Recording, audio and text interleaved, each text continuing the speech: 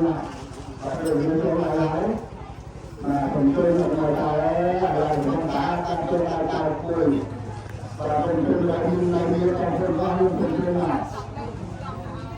và chúng ta chơi nó không cái là thành phải giống thành đấy từ đây nguy hiểm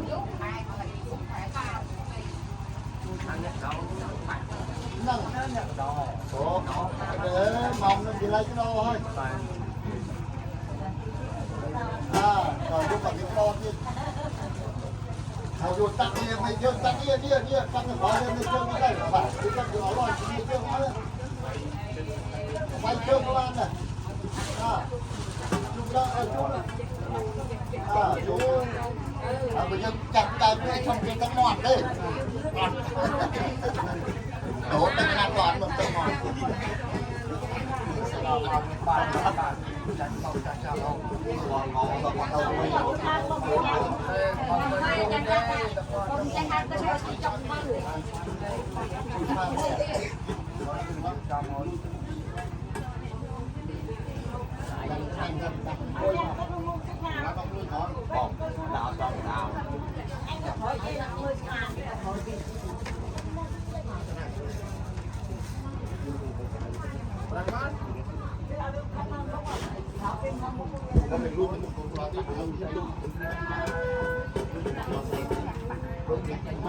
mai bọn trường tranh cái máu chúa rồi còn chỗ có bán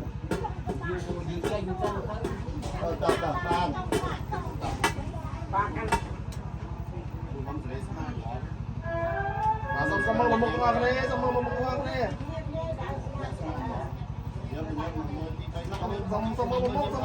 sama kamera ke Pak Nyem.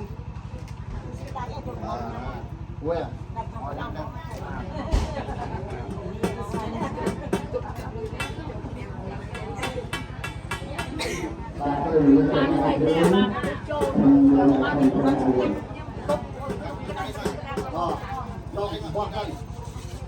Chồng bò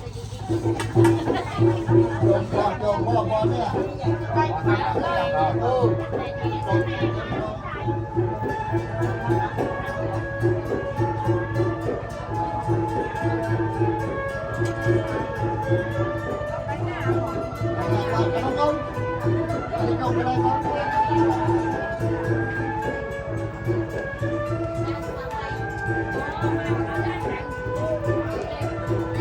bây giờ thì người ta